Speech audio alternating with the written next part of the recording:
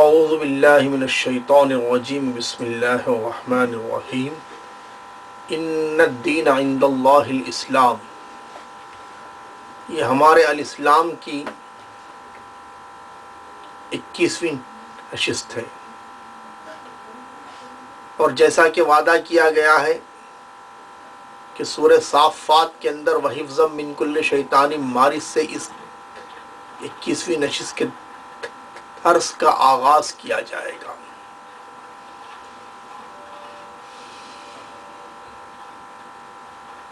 اور آپ کو معلوم ہے کہ لفظ الہ پر گفتگو چل رہی ہے. اسلام کی بنیاد کلمہ طیبہ لا الہ الا اللہ، جس کا پہلا جز الہ، جس کے تعلق سے 122 آیتیں جو کلام پاک میں ہیں وہ ہم پوری آیتوں پر درس دے رہے ہیں، اور اس کی وضاحت کے لیے سیاق اور سباق کی آیتیں پڑھ رہے ہیں. سورہ صافات تک سلسلہ پہنچا ہے. سورہ صافات میں 4 جگہ الہ کا ذکر ہے. اب سلسلے بیان کو آگے بڑھاتے ہوئے اللہ تعالیٰ ارشاد فرماتے ہیں وَحِفْظًا مِّن كُلِّ شَيْطَانٍ مَارِدٍ، اور ہر شیطان سرکش سے اس کو محفوظ کر دیا ہے. یعنی آسمان کا ذکر چل رہا ہے. اِنَّا زَيَّنَّا السَّمَاءَ الدُّنْيَا بِزِينَةٍ الْكَوَاكِبِ، بے شک ہم نے آسمان دنیا کو تاروں کی زینت سے سنوارا ہے، اور ہر شیطان سرکش سے اس کو محفوظ کر دیا ہے. یعنی عالم بالا محض یہ خلا ہی نہیں ہے کہ جس کا جی چاہے اس میں نفوذ کر جائے، بلکہ اس کی بندش ایسی مضبوط ہے اور اس کے مختلف خطے ایسے مستحکم سرحدوں سے محصور کر دیے ہیں کہ کسی شیطان سرکش کا آسمانوں کی حدود سے گزر جانا ممکن نہیں ہے. کائنات کے ہر تارے اور ہر سیارے کا اپنا ایک دائرہ اور کرہ ہے، یعنی اسپیئر ہے، جس کے اندر سے کسی کا نکلنا بھی سخت دشوار ہے، اور جس میں باہر سے کسی کا داخل ہونا بھی آسان نہیں ہے. ظاہری آنکھ سے کوئی دیکھے تو خلائے محض کے سوا کچھ نظر نہیں آتا ہے، لیکن حقیقت میں اس خلا کے اندر بے حد و حساب خطے ایسے مضبوط سرحدوں سے محفوظ کر دیے گئے ہیں جن کے مقابلے میں لوہے کی دیواروں کی کوئی حقیقت نہیں ہے. اس کا کچھ اندازہ ان گوناگو مشکلات سے کیا جا سکتا ہے جو زمین کے رہنے والے انسان کو اپنے قریب ترین ہمسائے چاند تک پہنچنے میں پیش آ رہی ہیں. ایسے ہی مشکلات زمین کی دوسری مخلوق یعنی جنوں کے لیے بھی عالم بالا کی طرف اوپر چڑھنے میں بھی کوئی چیز کی رکاوٹ ہے. وَحِفْظًا مِّن كُلِّ شَيْطَانٍ مَارِدٍ، ہر شیطان سرکش سے ہم نے آسمان کو محفوظ کر دیا ہے. لا يسمعون الى الملأ الاعلى ويقذفون من كل جانب، شیاطین ملأ اعلیٰ کی باتیں نہیں سن سکتے، ہر طرف سے مارے اور ہانکے جاتے ہیں، اور ان کے لیے پیہم عذاب ہے. دُحُورًا وَلَهُمْ عَذَابٌ وَاصِبٌ، یعنی ان کے لیے پیہم عذاب ہے. إِلَّا مَنْ قَطِفَ الْقَطْفَةَ فَأَتْبَعَهُ شِهَابٌ ثَاقِبٌ، تاہم اگر کوئی ان میں سے کچھ لے اڑے تو ایک تیز شعلہ اس کا پیچھا کرتا ہے.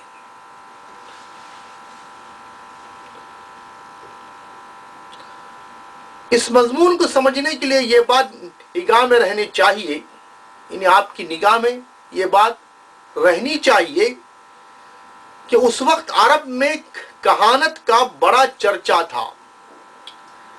جگہ جگہ کاہن بیٹے پیشن گوئیاں کر رہے تھے، غیب کی خبریں دے رہے تھے. گمشدہ چیزوں کے پتے کے گمشدہ چیزوں کے پتے ایڈریس بتا رہے تھے، اور لوگ اپنے اگلے پچھلے حال دریافت کرنے کے لیے ان سے رجوع کر رہے تھے۔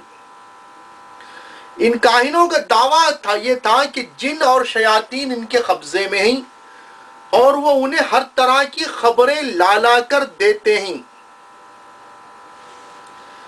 اس ماحول میں جب رسول اللہ صلی اللہ علیہ وسلم منصب نبوت پر سرفراز ہوئے اور آپ نے قرآن مجید کی آیات سنانی شروع کی، جن میں پچھلی تاریخ اور آئندہ پیش آنے والے حالات کی خبریں دی گئی تھی، اور ساتھ ساتھ آپ نے یہ بھی بتایا کہ ایک فرشتہ یہ آیات میرے پاس لاتا ہے، تو آپ کے مخالفین نے فوراً آپ کے اوپر کاہن کی پھپتی کس دی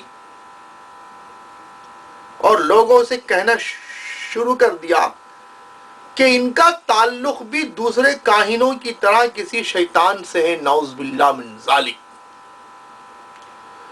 جو عالم بالا سے کچھ سن گن کر ان کے پاس آ جاتا ہے اور یہ اسے وحی الہی بنا کر پیش کر دیتے ہیں۔ اس الزام کے جواب میں اللہ تعالیٰ یہ حقیقت ارشاد فرما رہا ہے کہ شیاطین کی تو رسائی عالم بالا تک نہیں ہو سکتی، وہ اس پر قادر نہیں ہے کہ ملائے اعلیٰ یعنی گروہ ملائکہ کی باتیں سن سکیں اور لا کر کسی کو خبریں دے سکیں، اور اگر اتفاقاً کوئی راسی بھنک کسی شیطان کے کان میں پڑ جاتی ہے تو قبل اس کے کہ وہ اسے لے کر نیچے آئے، ایک تیز شعلہ اس کا تعاقب کرتا ہے۔ دوسرے الفاظ میں اس کا مطلب یہ ہے کہ ملائکہ کے ذریعے سے کائنات کا جو عظیم الشان نظام چل رہا ہے، شیاطین کی دھر اندازی سے پوری طرح محفوظ ہے۔ اس میں دخل دینا تو درکنار، اس کی معلومات حاصل کرنا بھی ان کے بس میں نہیں ہے۔ اللہ تعالیٰ نے کلام پاک میں کہا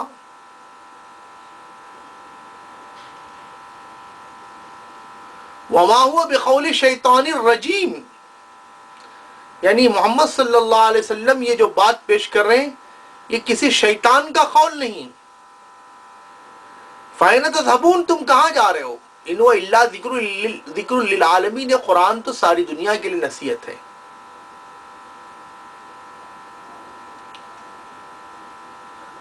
وَمَا هُوَ بِقَوْلِ شَيْطَانِ الرَّجِيمِ فَأَيْنَ تَذْهَبُونَ إِنْ هُوَ إِلَّا ذِكْرٌ لِلْعَالَمِينَ لِمَنْ شَاءَ مِنْكُمْ أَنْ يَسْتَقِيمَ، یعنی یہ قرآن تو ساری دنیا کے لیے نصیحت ہے، لیکن اس سے فائدہ وہی اٹھا سکتا ہے جو سیدھا راستہ اپنانا چاہے۔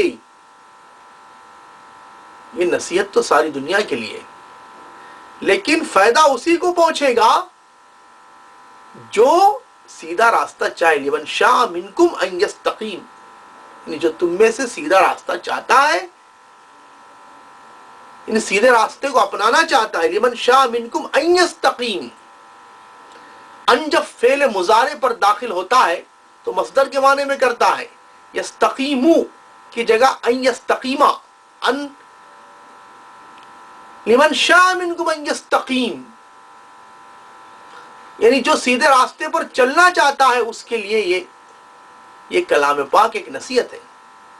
وما تشاءون الا ان یشاء اللہ رب العالمین، اور تم نہیں چاہتے ہو مگر اللہ جو چاہتا ہے، جو کائنات کا رب ہے۔ یعنی اللہ تعالیٰ کا ایک اصول ہے کہ انسان جب ہدایت حاصل کرنا چاہتا ہے تبھی اللہ اسے ہدایت دیتے ہیں۔ والذین جاہدوا فینا لنہدینہم سبلنا، جو کوشش کر کے ہم تک آتے ہیں ہم ضرور بھی ضرور ان کے لیے ہمارے راستے کھول دیتے ہیں، اور جو نہیں آنا چاہتے ان کے لیے کلام پاک اور نہ رسول کی زبان ان کو نہیں سمجھا سکتی۔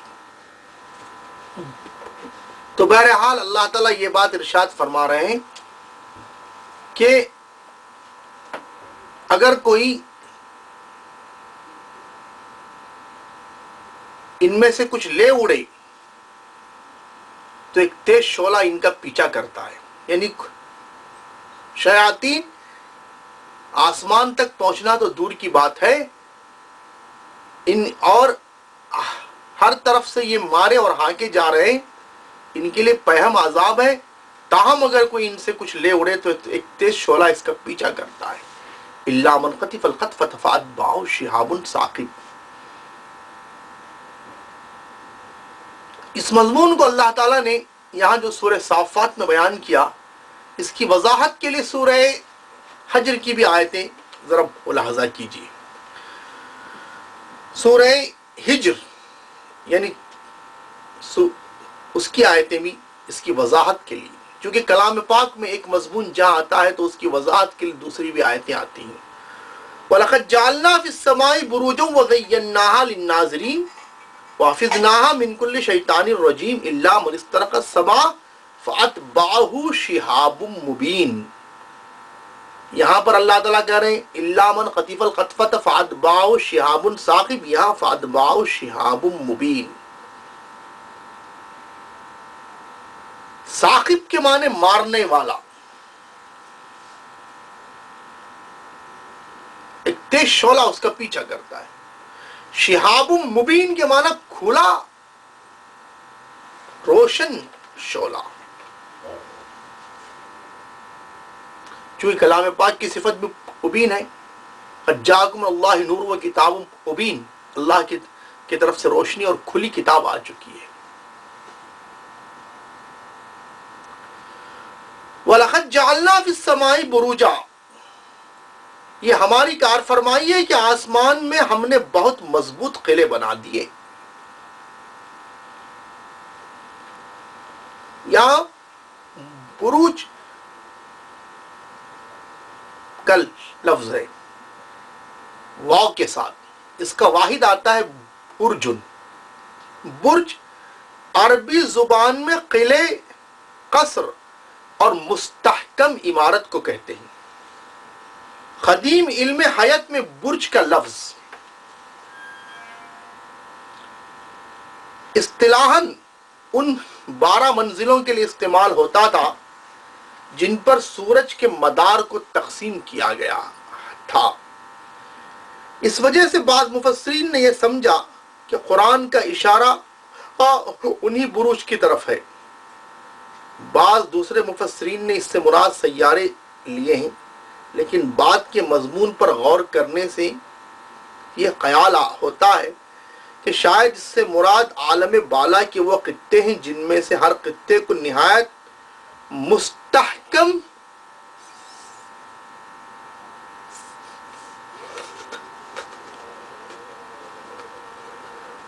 سرحدوں نے دوسرے خطے سے جدا کر رکھا ہے. مستحکم سرحدوں نے دوسرے خطوں سے جدا کر رکھا ہے، اگرچہ یہ سرحدیں فضائے بسیط میں غیر مرئی طور پر کھچی ہوئی ہیں. غیر مرئی طور پر کھچی ہوئی ہیں، لیکن ہم ان کو پار کر کے کسی چیز کا ایک خطے سے دوسرے خطے میں چلا جانا سخت مشکل ہے. لیکن ان کو پار کر کے کسی چیز کا ایک خطے سے دوسرے خطے میں چلا جانا سخت مشکل ہے، چونکہ یہ غیر مرئی طور پر کھچی ہوئی ہیں ایک سرحد دوسرے سرحد سے. اگرچہ یہ سرحدیں فضائے بسیط میں غیر مرئی طور پر کھچی ہوئی ہیں، لیکن اللہ تعالیٰ نے اس کو ایسا بنایا ہے کہ ایک سرحد کو دوسرے خطے سے جدا کر کے رکھا ہے. اس مفہوم کے لحاظ سے ہم بروج کو محفوظ خطوں کے معنی میں لینا زیادہ صحیح سمجھتے ہیں. یعنی یہ مولانا سید ابو العالی مودودی صاحب تفہیم القرآن کا یہ ارشاد گرامی ہے کہ 45 اسپیس کے معنی میں ہم اس کو مراد لیتے ہیں. حضرت مولانا سید ابو العالی مودودی رحمت اللہ علیہ کی نظر سائنس پر بھی بہت گہری تھی، حالات حاضرہ پر بھی گہری تھی، چونکہ عجائبات عالم اور سائنسی تحقیقات اگر کسی کی تفسیر میں ملتے ہیں تو وہ مولانا مودودی اور علامہ طنطاوی اور سید قطب شہید رحمۃ اللہ علیہ کی تفسیریں ہیں۔ سید قطب شہید رحمۃ اللہ علیہ کی تفسیروں میں بھی سائنس کی معلومات ہیں، علامہ طنطاوی کے تفسیر جواہر میں بھی ہیں، اور مولانا مودودی رحمۃ اللہ علیہ کی تفہیم القرآن کے اندر بھی سائنسی معلومات ہیں۔ آدمی اگر تعصب چھوڑ دے، اختلافات چھوڑ دے، تو بہت کچھ آگے بڑھ سکتا ہے۔ اگر چونکہ اختلافات کس سے نہیں ہوتے، اگر بہرحال صحیح العقیدہ آدمی ہیں، اہل سنت والجماعت میں سے ان کا شمار ہے، اور مغربی تہذیب کا تعاقب کرنے والے ہیں، اور علماء دیوبند سے بھی انہوں نے فائدہ اٹھایا ہے، جیسے مولانا مفتی کفایت اللہ صاحب اور صاحبان الہند مولانا سعید احمد دہلوی صاحب اور مولانا اشفاق الرحمان فتح پوری اور مولانا خلیل احمد سہارنپوری سے بھی تھوڑا فائدہ اٹھایا ہے، اور ویسے بہت سارے علماء دیوبند سے بھی انہوں نے تھوڑا فیض بھی اٹھایا ہے، اور تفاسیر میں بھی کبھی حضرت تھانوی رحمۃ اللہ علیہ کا حوالہ، کبھی شبیر احمد عثمانی رحمۃ اللہ علیہ کا بھی یہ حوالہ دیتے ہیں، اور 4 سال یہ الجمیت کے ایڈیٹر رہے ہیں، اور الجہاد فی الاسلام جو انہوں نے لکھا ہے، اس کتاب کی مثال تو ملنا بہت مشکل ہے۔ بہرحال اب دیکھیے، وَلَقَدْ جَعَلْنَا فِي السَّمَاءِ بُرُوجًا وَزَيَّنَّاهَا لِلنَّاظِرِينَ، ہم نے یہ ہماری کار فرمائی ہے کہ آسمان میں ہم نے بہت سے مضبوط قلعے بنائے ہیں، ان کو دیکھنے والوں کے لیے مزین کیا ہے، وَزَيَّنَّاهَا لِلنَّاظِرِينَ، یعنی ہر خطے میں کوئی نہ کوئی روشن سیارہ یا تارہ رکھ دیا ہے، اس طرح سارے عالم جگمگا اٹھا۔ بالفاظ دیگر ہم نے اس ناپیدا کنار کائنات کو ایک بھینگ ڈھنڈار بنا کر کہیں رکھ دیا ہے۔ اردو میں مولانا مودودی صاحب کی بڑی عجیب و غریب ہے، دلی کی ٹھیٹھ ادبی زبان کا استعمال کرتے ہیں، لکھنؤ کی نزاکت ان کی تحریروں میں نظر نہیں آتی ہے، بلکہ دلی کی ٹھیٹھ اردو، ٹکسالی اردو بولتے ہیں۔ اس ناپیدا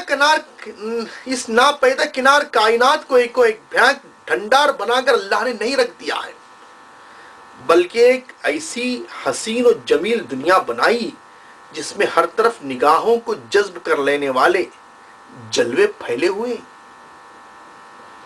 اس کاریگری میں صرف ایک صانع اکبر کی صنعت اور ایک حکیم اجل کی حکمت ہی نظر نہیں آتی ہے، بلکہ ایک کمال درجے کا پاکیزہ ذوق رکھنے والے آرٹسٹ کا آرٹ بھی نمایاں ہے۔ یہی مضمون ایک دوسرے مقام پر یوں بیان کیا گیا، الذی احسن کل شیء خلقہ وبدا خلق الانسان من طین، وہ خدا جس نے ہر چیز کو خوبی بنائی، وحفظناہا من کل شیطان رجیم، اور ہر شیطان مردود سے ان کو محفوظ کر دیا ہے، یعنی آسمانوں کو اللہ تعالیٰ نے ہر شیطان مردود سے محفوظ کر دیا ہے۔ یعنی جس طرح زمین کی دوسری مخلوقات زمین کے خطے میں مقید ہیں، اسی طرح شیاطین جن بھی اسی خطے میں مقید ہیں، عالم بالا تک ان کی رسائی نہیں ہے۔ اس سے دراصل لوگوں کو اس عام غلط فہمی کو دور کرنا مقصود ہے، اس سے دراصل لوگوں کی اس عام غلط فہمی کو دور کرنا مقصود ہے، یعنی اللہ تعالیٰ کا مقصد حضور صلی اللہ علیہ وسلم کی مخالفین کی عام غلط فہمیوں کو دور کرنا نہ ہے، جس میں پہلے بھی عوام الناس مبتلا تھے اور آج بھی ہیں۔ وہ سمجھتے ہیں کہ شیطان اور اس کی ذریت کے لیے ساری کائنات کھلی پڑی ہے، جہاں تک وہ چاہیں پرواز کر سکتے ہیں۔ قرآن اس کے جواب میں یہ بتاتا ہے کہ شیاطین خاص حد سے آگے نہیں جا سکتے، انہیں غیر محدود پرواز کی طاقت ہرگز نہیں دی گئی ہے۔ وَحَفِظْنَاهَا مِن كُلِّ شَيْطَانٍ رَجِيمٍ، اور ہر شیطان مردود سے اس کو محفوظ کر دیا ہے۔ إِلَّا مَنِ اسْتَرَقَ السَّمْعَ فَأَتْبَعَهُ شِهَابٌ مُبِينٌ، کوئی شیطان ان میں راہ نہیں پا سکتا الا یہ کہ کچھ سن گن لے۔ یعنی وہ شیاطین جو اپنے اولیاء کو، یعنی اپنے دوستوں کو غیب کی خبریں لا کر دینے کی کوشش کرتے ہیں، چونکہ کلام پاک یہ کہتا ہے فَقَاتِلُوا أَوْلِيَاءَ الشَّيْطَانِ، شیطان کے دوستوں سے جنگ کرو۔ اولیاء ولی کی جمع، جس کے معنی جس کے معنی آتے ہیں دوست۔ فَقَاتِلُوا أَوْلِيَاءَ الشَّيْطَانِ میں یہاں پر جو شیطان کے دوستوں سے جنگ کرنے کے لیے کہا گیا۔ اور جہاں تک رہی بات الا ان اولیاء اللہ لا خوف علیہم ولا هم يحزنون، وہاں پر اللہ کے ولی، اللہ کے ولی کون ہیں؟ الذین آمنوا وکانوا یتقون، جو ایمان لا کر اللہ سے ڈرتے ہیں وہی اللہ کے ولی ہیں۔ اس میں انبیاء بھی ہیں، صحابہ بھی ہیں، تابعین بھی ہیں، تبع تابعین بھی ہیں، اور ہر مومن متقی جس حد تک اس کے اندر اللہ کا ڈر ہے اس حد تک وہ اللہ کا ولی ہے۔ عام طور سے جو ولی کا تصور ہے کہ کوئی سرخاب کا پر کسی ولی کو نہیں لگا ہے، ایمان اور تقوی ہی ولایت کی بنیاد ہے اللہ کا ولی بننے کے لیے۔ یہ نہیں ہے کہ ولی آسمان پر اڑ کے دکھائے یا سمندر کی پر جو چل کے دکھائے وہی ولی ہے، ایسی کوئی بات نہیں۔ اور سب سے بڑی کرامت تو تقوی ہے، اِنَّ أَكْرَمَكُمْ عِندَ اللَّهِ أَتْقَاكُمْ، حدیث میں الکرم والتقوی، کرامت تقوی کا نام ہے۔ دنیا میں یہی سب سے بڑی کرامت کہ لے جائیں یہاں سے اپنا ایمان سلامت، اور کسی کو اللہ تعالی راہ حق کی سمجھ دے دے، شرک و بدعت سے محفوظ کر کے اتباع سنت کی توفیق دے دے، اور شرک سے بچا کر توحید پر چلائے اور بدعت سے بچا کر سنت پر چلائے، وہی سب سے بڑی کرامت ہے۔ تو بہرحال الا من استرق السمع، مگر شیاطین جو کچھ سن گن لیتے ہیں، یعنی شیاطین جو اپنے دوستوں کو غیب کی خبریں لا کر دینے کی کوشش کرتے ہیں، جن کی مدد سے بہت سے کاہن، جوگی، عامل اور فقیر نما بہروپیے غیب دانی کا ڈھونگ رچایا کرتے ہیں۔ ان کے پاس حقیقت میں غیب دانی کے ذرائع بالکل نہیں ہیں، وہ کچھ سن گن لینے کی کوشش ضرور کرتے ہیں، کیونکہ ان کی ساخت انسانوں کی بنسبت فرشتوں کی ساخت سے کچھ قریب تر ہے، لیکن فی الواقع ان کے پلے کچھ پڑتا نہیں ہے۔ یعنی ان کی بناوٹ انسانوں کی بنسبت فرشتوں کی بناوٹ سے کچھ قریب تر ہے۔ یعنی فرشتے اللہ کے نور سے پیدا ہوئے یا آگ سے پیدا ہوئے، فرشتے بھی نظر نہیں آتے، یہ بھی نظر نہیں آتے، فرشتے اللہ کے حکم سے جاتے ہیں اور یہ اللہ تعالیٰ کی ڈھیل سے جاتے ہیں، لیکن آسمان تک یہ نہیں پہنچ سکتے۔ الا من استرق السماء فاتبعه شهاب مبین، اور جب وہ سن گن لینے کی کوشش کرتے ہیں تو ایک شعلہ روشن اس کا پیچھا کرتا ہے۔ شہاب مبین کے لغوی معنی شعلہ روشن کے ہیں۔ دوسری جگہ قرآن مجید میں اس کے لیے شہاب ثاقب کا لفظ استعمال ہوا ہے، جیسا کہ ابھی سورہ صافات کا درس چل رہا ہے، الا من خطف الخطفۃ فاتبعه شہاب ثاقب، یعنی تاریکی کو چھیدنے والا شعلہ۔ اس سے مراد یہ ضروری نہیں کہ وہ ٹوٹنے والا تارا ہی ہو، اسے ہماری زبان میں اصطلاحاً شہاب ثاقب کہا جاتا ہے۔ ممکن ہے کہ یہ کوئی اور قسم کی شعاعیں ہوں، مثلا کائناتی شعاعیں، کاسمک رائز، یا ان سے بھی زیادہ شدید کوئی اور قسم جو ابھی ہمارے علم میں نہ آئی ہو، اور یہ بھی ممکن ہے کہ یہی شہاب ثاقب مراد ہو، جنہیں کبھی کبھی ہماری آنکھیں زمین کی طرف گرتے ہوئے دیکھتی ہیں۔ زمان حال کے مشاہدات سے یہ معلوم ہوا ہے کہ دوربین سے دکھائی دینے والے شہاب ثاقب جو فضائے بسیط سے زمین کی طرف آتے نظر آتے ہیں، ان کی تعداد کا اوسط 10 کھرب روزانہ ہے، جن میں سے 2 کروڑ کے قریب ہر روز زمین کے بالائی خطے میں داخل ہوتے ہیں اور بمشکل ایک زمین کی سطح تک پہنچتا ہے۔ ان کی رفتار بالائی فضا میں کم و بیش 26 میل فی سیکنڈ ہوتی ہے، یعنی تقریباً 12 میل کا 20 کلومیٹر ہوتا ہے، اور بسا اوقات 50 میل فی سیکنڈ تک دیکھی گئی ہے۔ بارہا ایسا بھی ہوا ہے کہ فرحانہ آنکھوں نے بھی ٹوٹنے والے تاروں کی غیر معمولی بارش دیکھی ہے۔ چنانچہ یہ چیز ریکارڈ پر موجود ہے کہ 23 نومبر 1833 کو شمالی امریکہ کے مشرقی علاقے میں صرف ایک مقام پر آدھی رات سے لے کر صبح تک 2 لاکھ شہاب ثاقب گرتے ہوئے دیکھے گئے۔ انسائکلوپیڈیا برٹانیکا 1946 جلد نمبر 1946 میں یہ چھپی ہے، جلد نمبر 15 اور 337 339۔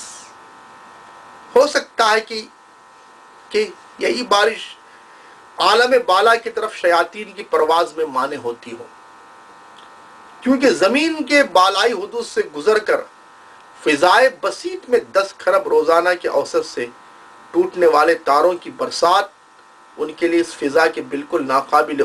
فضا کو بالکل ناقابل عبور بنا دیتی ہوں گی۔ اس سے کچھ ان محفوظ خلوں کی نوعیت کا اندازہ بھی ہو سکتا ہے جن کا ذکر ابھی ہوا۔ بظاہر فضا بالکل صاف شفاف ہے، جس میں کہیں کوئی دیوار یا چھت ہی نظر نہیں آتی، لیکن اللہ تعالیٰ نے اس فضا میں مختلف خطوں کو کچھ ایسے غیر مرئی فصیلوں سے گھیر رکھا ہے جو ایک خطے کو دوسرے خطوں کی آفات سے محفوظ رکھتی ہیں۔ یہ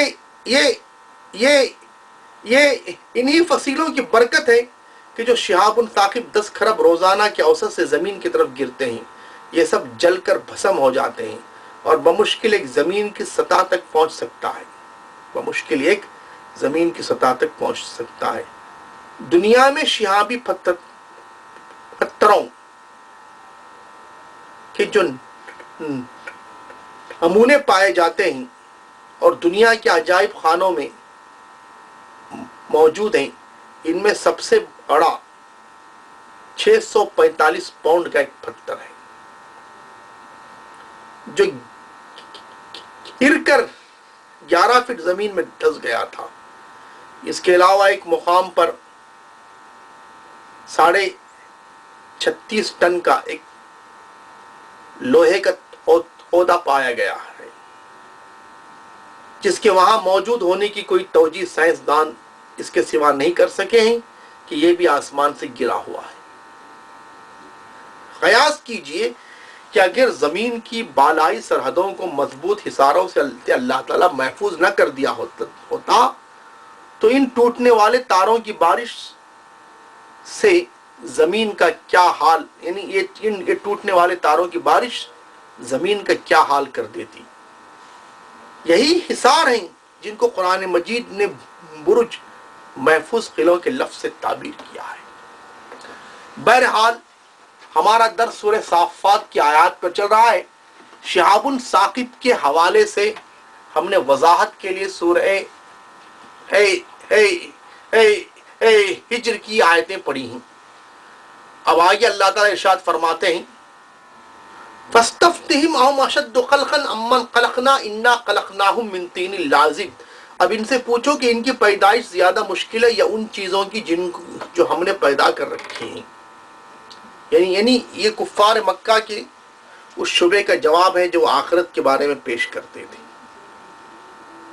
ان کا خیال یہ تھا کہ آخرت ممکن نہیں ہے، کیونکہ مرے ہوئے انسانوں کا دوبارہ پیدا ہونا محال ہے۔ اس کے جواب میں امکان آخرت کے دلائل پیش کرتے ہوئے اللہ تعالیٰ سب سے پہلے ان کے سامنے یہ سوال کرتے ہیں، اور اللہ تعالیٰ ان کے سامنے یہ سوال رکھتا ہے کہ اگر تمہارے نزدیک مرے ہوئے انسانوں کو دوبارہ پیدا کرنا نہ بڑا سخت کام ہے جس کی قدرت تمہارے خیال میں ہم کو حاصل نہیں ہے، تو بتاؤ کہ یہ زمین اور آسمان اور بے شمار اشیاء جو آسمانوں اور زمینوں میں ہیں ان کا پیدا کرنا کوئی آسان کام نہیں، آخر تمہاری عقل کہاں ماری گئی ہے کہ جس خدا کے لیے یہ عظیم کائنات پیدا کرنا مشکل نہیں تھا اور جو خود تم کو ایک دفعہ پیدا کر چکا ہے، اس کے متعلق یہ تم سے یہ سمجھتے ہو کہ یہ دوبارہ تخلیق سے وہ عاجز ہے؟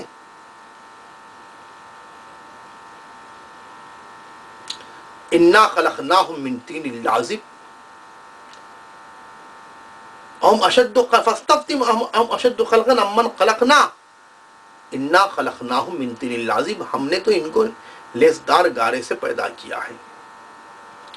یعنی انسان کوئی بڑی چیز نہیں ہے، مٹی سے بنایا گیا پھر اس مٹی سے بنایا جا سکتا ہے۔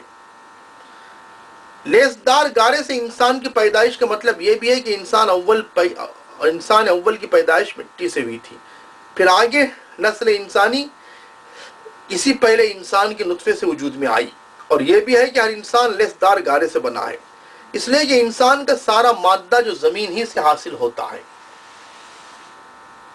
جس نطفے سے وہ پیدا ہوا وہ غذا ہی سے بنتا ہے، اور استقرار حمل کے وقت سے مرتے دم تک اس کی پوری ہستی جن اجزاء سے مرکب ہوتی ہے وہ سب بھی غذا ہی سے فراہم ہوتے ہیں۔ یہ غذا خواہ حیوانی ہو یا نباتاتی، یعنی چاہے گوشت ہو یا سبزی، آخرکار اس کا ماخذ وہ مٹی ہے جو پانی کے ساتھ مل کر اس قابل ہوتی ہے کہ انسان کی خوراک کے لیے غلے، ترکاریاں اور پھل نکالے اور ان حیوانات کی پرورش کرے جن کا دودھ اور گوشت انسان کھاتا ہے۔ بس بنا استدلال یہ کہ یہ مٹی اگر حیات قبول کرنے کے لائق نہ تھی تو تم آج کیسے زندہ موجود ہو، اور اگر اس میں زندگی پیدا کیے جانے کا آج امکان ہے جیسا کہ تمہارا موجود ہونا خود اس کے امکان کو صریح طور پر ثابت کرتا ہے، تو کل دوبارہ اسی مٹی سے تمہاری پیدائش کیوں ممکن نہیں ہوگی؟ بل عجبت ویسخرون، یہ اللہ کی قدرت کی کرشموں پر یہ حیرانی اور اس کا مذاق اڑاتے ہیں۔ وَإِذَا ذُكِّرُوا لَا يَذْكُرُونَ، اور جب ان کو سمجھایا جاتا ہے تو سمجھتے نہیں۔ وَإِذَا رَأَوْا آیَةً يَسْتَسْخِرُونَ، اور جب ان کو نشانی دیکھتے ہیں تو ٹھٹوں پہ اڑا دیتے ہیں۔ وَقَالُوا إِنْ هَٰذَا إِلَّا سِحْرٌ مُّبِينٌ، اور کہتے ہیں یہ تو کھلا ہوا جادو ہے، یعنی عالم تلسمات کی باتیں ہیں، کوئی جادو کی دنیا ہے جس کا یہ شخص ذکر کر رہا ہے، نعوذ باللہ من ذالک، جس میں مردے اٹھیں گے، عدالت ہوگی، جنت بسائی جائے گی اور دوزخ کے عذاب ہوں گے۔ پھر یہ مطلب بھی ہو سکتا ہے کہ یہ شخص دل چلوں کی سی باتیں کر رہا ہے، اس کی باتیں اس بات کا صریح ثبوت ہے کہ کسی نے اس پر جادو کر دیا ہے جس کی وجہ سے بھلا چنگا آدمی یہ باتیں کرنے لگا ہے۔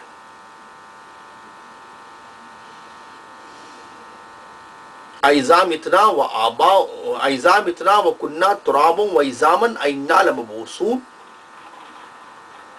بھلا کہیں ایسا ہو سکتا ہے کہ جب ہم مر چکے ہوں اور مٹی بن جائیں اور ہڈیوں کا پنجرا بن جائیں اس وقت پھر زندہ کیے جائیں؟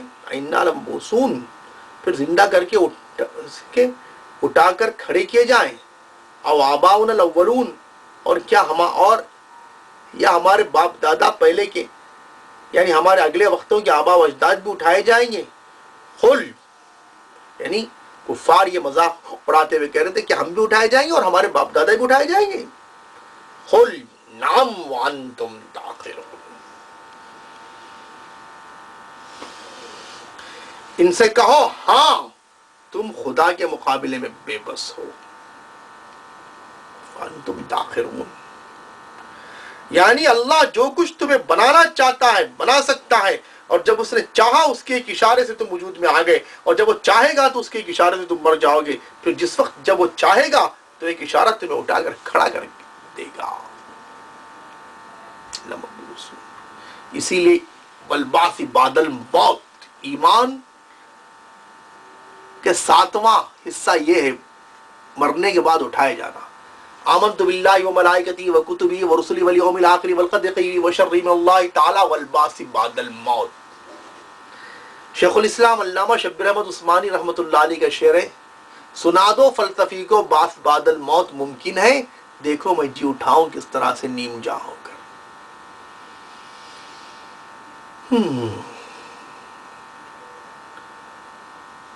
فَإِنَّمَا هِيَ زَجْرَةٌ وَاحِدَةٌ فَإِذَا هُمْ يَنظُرُونَ. بس ایک جھڑکی ہوگی اور یکایک اپنے آنکھوں سے سب کچھ جس کی خبر دی جا رہی ہے دیکھ رہے ہوں گے. یعنی جب یہ بات ہونے کا وقت آئے گا تو دنیا کو دوبارہ برپا کر دینا کوئی بڑا لمبا چوڑا کام نہیں ہے. بس ایک جھڑکی صورتوں کو، ایک جھڑکی صوتوں کو جگہ اٹھانے کے لیے کافی ہوگی. جھڑکی کا لفظ، ایک جھڑکی کا لفظ یہاں بہت معنی خیز ہے. اس سے بعث بعد الموت کا کچھ ایسا نقشہ نگاہوں کے سامنے آ جاتا ہے کہ ابتدائے آفرینش سے قیامت تک جو انسان مرے ہوئے تھے وہ گویا سوتے پڑے ہی. یکایک کوئی ڈانٹ کر کہتا ہے اٹھ جاؤ، بس آن کی آن میں وہ سب اٹھ کر کھڑے ہو گئے.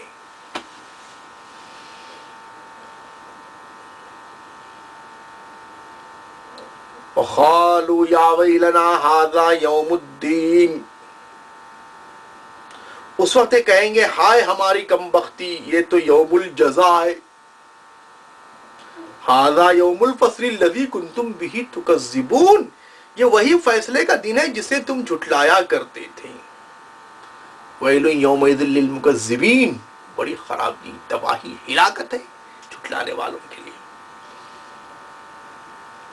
ہو سکتا ہے کہ یہ بات ان سے اہل ایمان کہیں اور ہو سکتا ہے کہ یہ فرشتوں کا قول ہو. هَذَا يَوْمُ الْفَصْلِ الَّذِي كُنْتُمْ بِهِ تُكَذِّبُونَ. ہو سکتا ہے کہ میدان حشر کا سارا ماحول اس وقت زبان حال سے یہ کہہ رہا ہو. اور یہ بھی ہو سکتا ہے کہ یہ خود انہی لوگوں کا دوسرا رد عمل ہو، یعنی اپنے دلوں میں وہ اپنے آپ ہی کو مخاطب کر کے کہیں کہ دنیا میں یہ ساری عمر تم یہ سمجھتے رہے کہ کوئی فیصلے کا دن آنے والا نہیں. اب آ گئی تمہاری شامت، جس کو تم جھٹلایا کرتے تھے یہ وہی سامنے آ گیا. اس کے بعد کیا ہوگا؟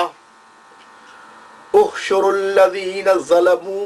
اصل میں الہ کا لفظ یہاں پر سورہ صافات میں آیت نمبر 4، آیت نمبر 36، 37 اور اس کے بعد ابراہیم علیہ السلام کے واقعے کے ذیل میں آیا ہے. اب چونکہ 21 آیتیں ہو چکی ہیں اور یہی مضمون ایک ہی ہے، اس لیے ہم آپ کے سامنے یہ آیتیں پڑھ رہے ہیں. اب کیا ہوگا؟ حشر برپا ہو جائے گا. احشر الذین ظلموا وازواجہم وما کانوا یعبدون. سوچئے کتنا خطرناک منظر ہوگا. حکم ہوگا گھیر لاؤ سب ظالموں کو اور ان کے ساتھیوں کو اور ان کے معبودوں کو. وما کانوا یعبدون من دون اللہ. جو اللہ کو چھوڑ کر جن کی بندگی کیا کرتے تھے.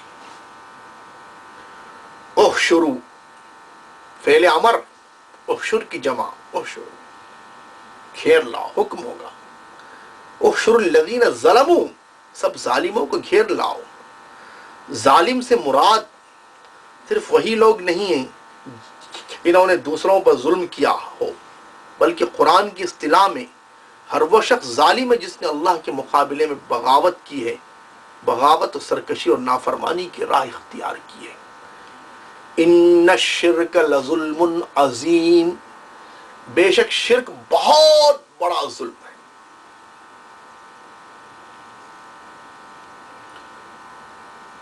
جمع کرو ظالموں کو اور ان کے ساتھیوں کو. یہاں ازواج کا لفظ ہے. اصل میں لفظ ازواج کا جو استعمال کیا گیا ہے، اس ازواج سے مراد ان کی وہ بیویاں بھی ہو سکتی ہیں جو اس بغاوت میں ان کی رفیق تھیں، اور وہ سب لوگ بھی ہو سکتے ہیں جو بالکل انہی کی طرح باغی، سرکشی اور نافرمان تھے. علاوہ بری اس کا یہ مطلب بھی ہو سکتا ہے کہ ایک ایک قسم کے مجرم لوگ الگ الگ جتھوں کی شکل میں جمع کیے جائیں گے. احشروا الذین ظلموا وازواجہم وما کانوا یعبدون.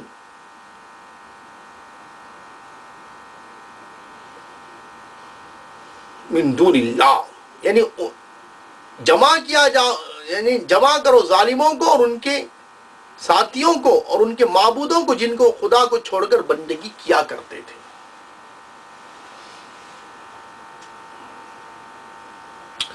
اس جگہ معبودوں سے مراد دو قسم کے معبود ہیں. ایک وہ انسان اور شیاطین جن کی اپنی خواہش اور کوشش یہ تھی کہ یہ لوگ خدا کو چھوڑ کر ان کی بندگی کریں، یعنی ان کی غلامی کریں. دوسرے وہ اصنام اور شجر و حجر وغیرہ جن کی پرستش دنیا میں کی جاتی رہی. ان میں سے پہلے قسم کے معبود تو خود بخود مجرمین میں شامل ہوں گے اور انہیں سزا کے طور پر جہنم کا راستہ دکھایا جائے گا. اور دوسرے قسم کے معبود اپنے اوپر ستاروں کے ساتھ اس لیے جہنم میں ڈالے جائیں گے، یعنی دوسرے قسم کے معبود اپنے پرستاروں کے ساتھ اس لیے جہنم میں ڈالے جائیں گے کہ وہ انہیں دیکھ کر ہر وقت شرمندگی محسوس کریں اور اپنی حماقتوں کا ماتم کرتے رہیں. ان کے علاوہ ایک تیسرے قسم کے معبود وہ بھی ہیں جنہیں دنیا میں پوجا تو گیا ہے مگر خود ان کا ایمان ہرگز یہ نہیں تھا کہ ان کی پرستش کی جائے، بلکہ اس کے برعکس وہ ہمیشہ انسانوں کو غیر اللہ کی پرستش سے منع کرتے تھے. مثلا فرشتے، انبیاء، اولیاء اس قسم کے معبود ظاہر ہے کہ ان معبودوں میں شامل نہ ہوں گی انہیں اپنے پرستاروں کے ساتھ جہنم کی طرف دھکیلا جائے گا. یعنی کوئی آدمی اگر کسی ولی اللہ کی تصویر کو پوجتا ہے یا کسی ولی اللہ کا جھنڈا کٹا بناتا ہے، جیسے شیخ عبد القادر جیلانی رحمۃ اللہ علیہ کے جھنڈے کٹے بنائے جاتے ہیں، پتہ نہیں وہ ہندوستان میں کب آئے، جبکہ وہ عرب میں آئے، عرب مطلب حج کیا ہے، مگر سعودی عرب میں ان کا کوئی جھنڈا کٹا نہیں ہے. اور اسی طرح اور بھی شرک کے اڈے جیسے حضرت حسین رضی اللہ تعالیٰ عنہ کے پنجے یا شیخ عبد القادر جیلانی کے نام کے چراغ جلائے جاتے ہیں. یہ سارے جو مشرکین کا طرز ہے، ایسے اب ظاہر بات ہے ایسے معبود ہیں، کوئی کسی نبی کو پوجتا ہے، کوئی فرشتے کو پوجا کرتا ہے، کوئی ولی اللہ کی پوجا کرتا ہے، ان کو تو جہنم میں نہیں داخل کیا جائے گا، کیونکہ انہوں نے دنیا میں شرک کی دعوت کبھی دی ہی نہیں، توحید ہی کی بات کہی. لیکن پتھروں کو اللہ تعالیٰ، پتھر کو، درخت کو اور ان کے بتوں کو اور ان کے شیطانوں کو اور شیاطین الانس والجن جن کو قرآن کہتا ہے شیطان انسانوں میں سے بھی جناتوں میں سے بھی من الجنت والناس، تو وہ انسان جو انہیں مس گائیڈ کرتے تھے ان کو بھی جہنم میں ڈالا جائے گا اور ان کے شیطانوں کو بھی جہنم میں ڈالا جائے گا. اور یہ دونوں بات کلام پاک سے ثابت ہے. اندازہ کرو اس وقت جہنم کا کیا عالم ہوگا.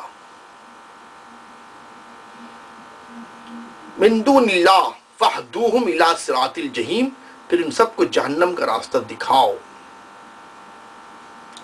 وقفوہم، اور انہیں ذرا ٹھہراؤ. انہم مسئولون، ان سے کچھ پوچھا جائے گا. ما لکم لا تناصرون، کیا ہو گیا ہے تم کو، ایک دوسرے کی تم مدد نہیں کرتے. بل ہم اليوم مستسلمون، ارے آج تو یہ اپنے آپ کو ایک دوسرے کے حوالے کیے دے رہے ہیں. پہلا فقرہ مجرمین کو خطاب کر کے ارشاد ہوگا اور دوسرا فقرہ ان عام حاضرین کی طرف رخ کر کے فرمایا جائے گا جو اس وقت جہنم کی طرف مجرمین کی روانگی کا منظر دیکھ رہے ہوں گے. یہ فقرہ خود بتا رہا ہے کہ اس وقت حالت کیا ہوگی. بڑے بڑے ہیکر مجرمین کے کس بل نکل چکے ہوں گے اور کسی مزاحمت کے بغیر وہ کان دبائے جہنم کی طرف جا رہے ہوں گے. کہیں کوئی ہز میجسٹی دھکے کھا رہے ہوں گے اور درباریوں میں سے کوئی اعلیٰ حضرت کو بچانے کے لیے آگے نہ بڑھے گا کہ حضرت کو بچائیں. کہیں کوئی فاتح عالم اور کوئی ڈکٹیٹر انتہائی ذلت کے ساتھ چلا جا رہا ہوگا اور اس کا لشکر جرار خود اسے سزا کے لیے پیش کر دے گا. کہیں کوئی پیر صاحب یا گروجی یا ہولی فادر واصل جہنم ہو رہے ہوں گے اور مریدوں میں سے کسی کو یہ فکر نہ ہوگی کہ حضرت والا کی توہین نہ ہونے پائے. یہاں دنیا میں حضرت حضرت بول رہے تھے، وہاں کوئی حضرت نہیں چلیں گے، حضرت والا کی توہین نہ ہونے پائے. کہیں کوئی لیڈر صاحب قسم پرسی کے عالم میں جہنم کی طرف روان دوا ہوں گی، اور انہیں دنیا میں جو لوگ ان کی کبریائی کے جھنڈے اٹھائے پھرتے تھے وہ سب وہاں ان کی طرف سے نگاہیں پھیر لیں گے. حد یہ ہے کہ جو عاشق دنیا میں اپنے معشوق پر جان چھڑکتے تھے انہیں بھی اس کے حال بد کی کوئی پرواہ نہ ہوگی. اس حالت کا نقشہ کھینچ کر اللہ تعالیٰ دراصل یہ بات ذہن نشین کرانا چاہتا ہے کہ دنیا میں انسان اور انسان کے جو تعلقات اپنے رب سے بغاوت پر مبنی ہیں وہ کس طرح آخرت میں ٹوٹ جائیں گے. وہ تقطعت بہم الاسباب، سارے رشتے ٹوٹ جائیں گے اللہ کے سامنے. اور یہاں جو لوگ ہم جمع دیگر نیست، یعنی ہمارے جیسا کوئی نہیں، کہ غرور میں مبتلا ہیں، ان کا تکبر ہوا کس طرح خاک میں مل جائے گا.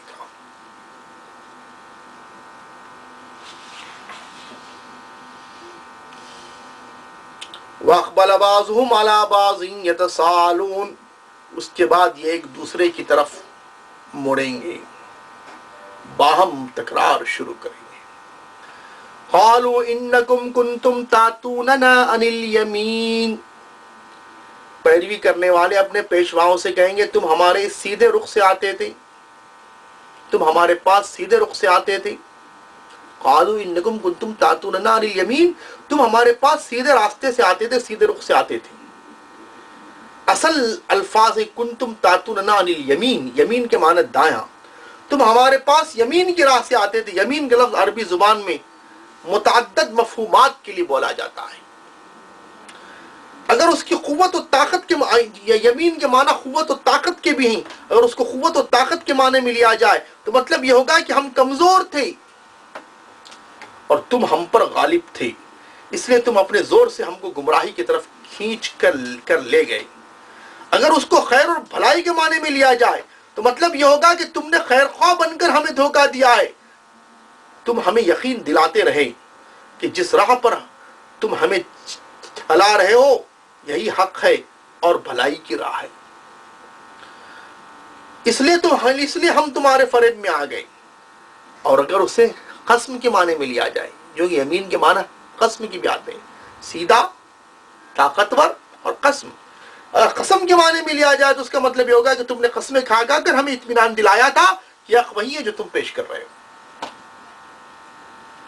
قالوا انکم کنتم تاتوننا عن الیمین، تم ہمارے پاس سیدھے رخ سے آیا کرتے تھے، مگر گمراہ کرنے والے اپنی ہار تھوڑی مانیں گے. قالوا بل لم تکونوا مؤمنین، وہ جواب دیں گے کہ نہیں، بلکہ تم خود ایمان لانے والے نہیں تھے، نہ تھے. وما کان لنا علیکم من سلطان، اور ہمارا تم پر کوئی زور نہیں تھا. بل کنتم قوما طاغین، بلکہ تم خود ہی سرکش لوگ تھے. فحق علینا قول ربنا انا لذائقون، آخر کار ہم اپنے رب کے پاس، اپنے رب کے اس فرمان کے مستحق ہو گئے کہ ہم عذاب کا مزہ چکھنے والے ہیں. فاغویناکم انا کنا غاوین، سو ہم نے تم کو بہکایا، ہم خود بہکے ہوئے تھے. اس سورہ صافات کی آیات کو سمجھنے کے لیے ذرا سورہ سبا کی آیتیں بھی ذہن میں رکھیے تاکہ اور وضاحت ہو جائے. وقال الذين كفروا لن نؤمن بهذا القرآن ولا بالذي بين يديه، یہ کافر کہتے ہیں ہم ہرگز اس قرآن کو نہ مانیں گے اور نہ اس سے پہلے آئی ہوئی کسی کتاب کو تسلیم کریں گے. وَلَوْ تَرَىٰ إِذِ الظَّالِمُونَ مَوْقُوفُونَ عِندَ رَبِّهِمْ، یعنی اس سے مراد کفار عرب ہیں جو کسی آسمانی کتاب کو نہیں مانتے تھے. وَلَوْ تَرَىٰ إِذِ الظَّالِمُونَ مَوْقُوفُونَ عِندَ رَبِّهِمْ، کاش تم دیکھو ان کا حال اس وقت جب یہ ظالم اپنے رب کے حضور کھڑے ہوں گے. یرجو بعضهم الی بعض القول، اس وقت یہ ایک دوسرے پر الزام دھریں گے. یقول الذین استضعفوا للذین استکبروا لولا انتم لکنا مؤمنین، جو لوگ دنیا میں دبا کر رکھے گئے وہ بڑے بننے والوں سے کہیں گے اگر تم نہ ہوتے تو ہم مومن ہوتے. یعنی عوام الناس جو آج دنیا میں اپنے لیڈروں، سرداروں، پیروں اور حاکموں کے پیچھے آنکھیں بند کیے چلے جا رہے ہیں اور ان کے خلاف کسی ناسے کی بات پر کان دھرنے کے لیے تیار نہیں ہے. یہی عوام جب اپنی آنکھوں سے دیکھ لیں گے کہ حقیقت کیا تھی اور ان کے پیشوا انہیں کیا باور کرا رہے تھے، اور جب انہیں یہ پتہ چل جائے گا کہ کون رہنماؤں کی پیروی انہیں کس انجام سے دوچار کرنے والی ہے، تو یہ اپنے بزرگوں پر الٹا ٹھہر جائیں گے اور چیخ چیخ کر کہیں گے کہ کمبختو، تم نے ہمیں گمراہ کیا، تم ہماری ساری مصیبتوں کے ذمہ دار ہو، تم ہمیں نہ بہکاتے تو ہم خدا کے رسولوں کی بات مان لیتے.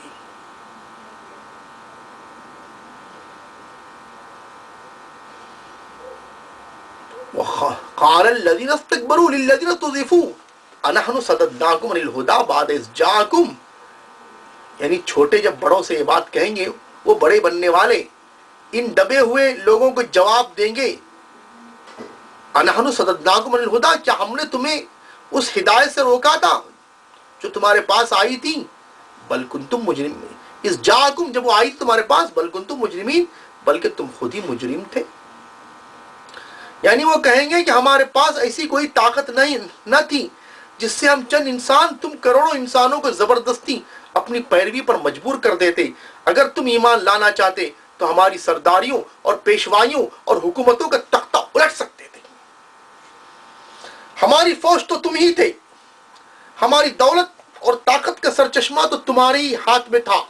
تم نذرانے اور ٹیکس نہ دیتے تو ہم مفلس تھے. تم ہمارے ہاتھ پر بیعت نہ کرتے تو ہماری پیری ایک دن بھی نہ چلتی تھی. تم زندہ باد کے نعرے نہ مارتے تو کوئی ہمارا پوچھنے والا نہ ہوتا. تم ہماری فوج بن کر دنیا بھر سے ہمارے لیے لڑنے پر تیار نہ ہوتے تو ایک انسان پر بھی ہمارا بس نہ چل سکتا تھا. اب کیوں نہیں مانتے ہو کہ دراصل تم خود اس راستے پر نہ چلنا چاہتے تھے جو رسولوں نے تمہارے سامنے پیش کیا تھا. تم اپنے اغراض اور خواہشات کے بندے بنے تھے. تم اپنے نفس کی تمہارے نفس کی یہ مانگ رسولوں کی بتائی ہوئی راہ تقوی کے بجائے ہمارے ہاں پوری ہوتی تھی. یعنی ہمارے یہاں پوری ہوتی تھی. تم حرام و حلال سے بے نیاز ہو کر عیش دنیا کے طالب تھے، وہ ہمارے پاس ہی تمہیں نظر آتا تھا. تم ایسے پیروں کی تلاش میں تھے جو تمہیں ہر طرح کی گناہوں کی کھلی چھوٹ دیں اور کچھ نذرانہ لے کر خدا کے یہاں تمہیں بخشوا دینے کی خود ذمہ داری لے لیں. تم ایسے پنڈتوں اور مولویوں کے طلبگار تھے جو ہر شرک اور ہر بدعت اور تمہارے نفس کی ہر دل پسند چیز کو عین حق ثابت کر کے تمہارا دل خوش کریں اور اپنا کام بنائیں. تم کو ایسے جال سازوں کی ضرورت تھی جو خدا کے دین کو بدل کر تمہاری خواہشات کے مطابق ایک نیا دین گھڑیں. تم کو ایسے لیڈر درکار تھے جو کسی نہ کسی طرح تمہاری دنیا بنا دے، خواہ عاقبت بگڑے یا درست ہو. تم کو ایسے حاکم مطلوب تھے جو خود بد کردار اور بد دیانت ہو اور ان کی سرپرستی میں تمہیں ہر قسم کے گناہوں اور بد کرداریوں کی چھوٹ مل رہے. اس طرح ہمارے اور تمہارے درمیان برابر کے لین دین کا سودا ہوا تھا. اب تم یہ کہاں ڈھونگ رچا رہے ہو کہ گویا تم بڑے معصوم تھے اور ہم نے زبردستی تمہیں بگاڑ دیا تھا. بل کنتم مجرمین، تم خود مجرم تھے. قال الذين استضعفوا للذين استكبروا بل مكر الليل والنهار إذ تأمروننا. وہ دبے ہوئے لوگ یعنی چھوٹے لوگ ان بڑے بننے والوں سے کہیں گے نہیں، بلکہ شب و روز کی مکاری تھی جب تم ہم سے کہتے تھے کہ ہم اللہ سے کفر کریں اور دوسروں کو اس کا ہمسر ٹھہرائیں. انت جعل وتجعلنا جعل له اندادا واسر الندامہ. آخر کار جب وہ لوگ عذاب دیکھ لیں گے تو اپنے دلوں میں پچھتائیں گے. لما رأوا العذاب وجعلنا الاغلال في اعناق الذين كفروا هل يجزون الا ما كانوا يعملون. اور ہم ان منکروں کے گلوں میں توق ڈال دیں گے. کیا لوگوں کو اس کے سوا کوئی اور بدلہ دیا جا سکتا ہے کہ جیسے اعمال ان کے تھے ویسی جزا پائیں گے. یعنی دوسرے الفاظ میں ان عوام کا جواب یہ ہوگا کہ تم اس ذمہ داری میں ہم کو برابر کے شریک کہاں ٹھہرا رہے ہو؟ کچھ یہ بھی یاد ہے کہ تم نے اپنی چال بازیوں، فریب کاریوں، مکاریوں اور جھوٹے پروپیگنڈوں سے کیا کیا طلسم باندھ رکھا تھا، اور رات دن خلق خدا کو پھانسنے کے لیے کیسے کیسے جتن تم کیا کرتے تھے۔ معاملہ صرف اتنا ہی تو نہیں تھا کہ تم نے ہمارے سامنے دنیا پیش کی اور ہم اس پر ریچھ گئے۔ امر واقعہ یہ بھی تو ہے کہ تم شب و روز کی مکاریوں سے ہم کو بیوقوف بناتے تھے، اور تم میں سے ہر شکاری ہر روز ایک نیا جال بن کر طرح طرح کی تدبیروں سے اللہ کے بندوں کو اس میں پھانستا تھا۔ قرآن مجید میں پیشواؤں اور پیرووں کے اس جھگڑے کا ذکر مختلف مقامات پر مختلف طریقوں سے آیا ہے۔ تفصیل کے لیے حسب ذیل مقامات ملاحظہ ہوں۔ سورہ اعراف آیت 38-39، ابراہیم 21، القصص 63، الاحزاب 66-68، المومن 47-48، حامیم سجدہ 29۔ اور اس سے پہلے ہم اس درس میں اس کو بول چکے ہیں۔ بہرحال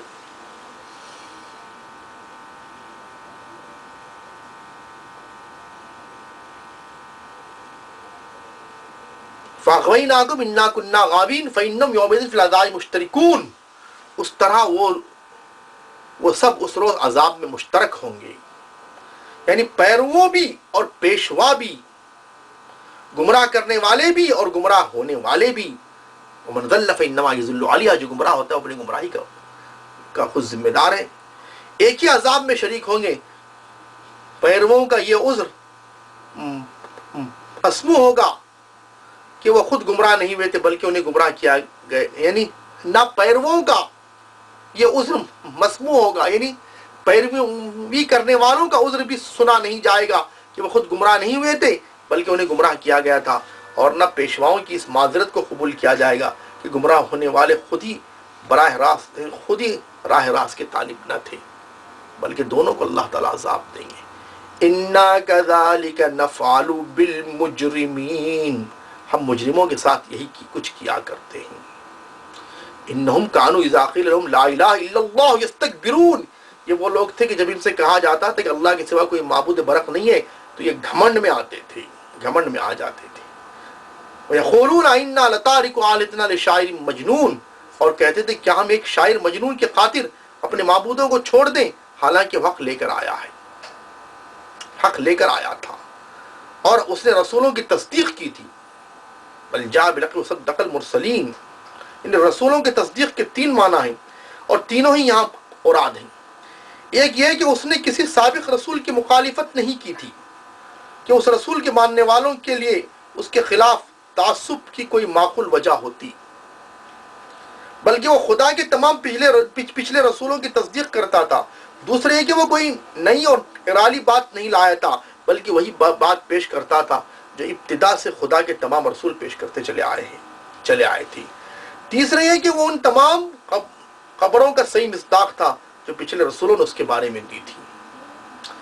انکم لذائق العذاب العلیم، بے شک ان سے کہا جائے گا کہ تم لازماً دردناک عذاب چکو۔ وما تجزون الا ما کنتم تعملون، اور تمہیں جو بدلہ دیا جائے گا انہی اعمال کا بدلہ دیا جائے گا جو تم کرتے تھے۔ اس کے بعد اہل جنت کا ذکر ہے، یعنی اہل جنت کو جو رزق دیا جائے گا اور جو ان کے لیے جنتیں ہوں گی اور ان سے اس کی لذتیں ہوں گی، اور جنت کی لطف کا اور شرابن طہورا کا ذکر ہے۔ بہرحال یہ سورہ صافات کی آیات کی 21ویں نشست کا درس ختم ہو رہا ہے۔ سورہ صافات میں 4 جگہ الہ کا ذکر ہے اور 3 جگہ کا درس ہوا، اور 4تھی جگہ حضرت ابراہیم علیہ السلام کے واقعے کے ذیل میں ہے، وہ انشاءاللہ وہ ہم 22ویں نشست میں پیش کریں گے۔ اب آپ کو معلوم ہوا ہوگا کہ الہ کے کون ہو سکتا ہے۔ الہ وہی ہے جو فرشتوں کا نظام برپا کرنے والا، جس کے پاس ان گنت بے شمار فرشتے ہوں اور صف باندھ کے کھڑے ہوں، اور فرشتوں کو اس نے اپنی ڈیوٹی لگا رکھی ہو، آسمان و زمین کا رب ہو، اور آسمان کو ستاروں سے سنوارنے والا، آسمانوں کو شیطان سے محفوظ رکھنے والا، اور شہاب ثاقب کے ذریعے شیطانوں کی پٹائی کرنے والا اور انسان کو لیس دار گارے سے پیدا کرنے والا، قرآن اتارنے والا، رسولوں کو بھیجنے والا، حشر کو برپا کرنے والا، جہنم اور جنت کو برپا کرنے والا، یہی الہ ہے۔ بہرحال اب ظاہر بات ہے جو جس کے اندر یہ صفات نہیں ہے وہ الہ نہیں ہو سکتا۔ اب دعا فرمائیے کہ اللہ تعالی ہمیں عمل کی توفیق نصیب فرمائے۔ وآخر دعوانا الحمدللہ رب العالمین۔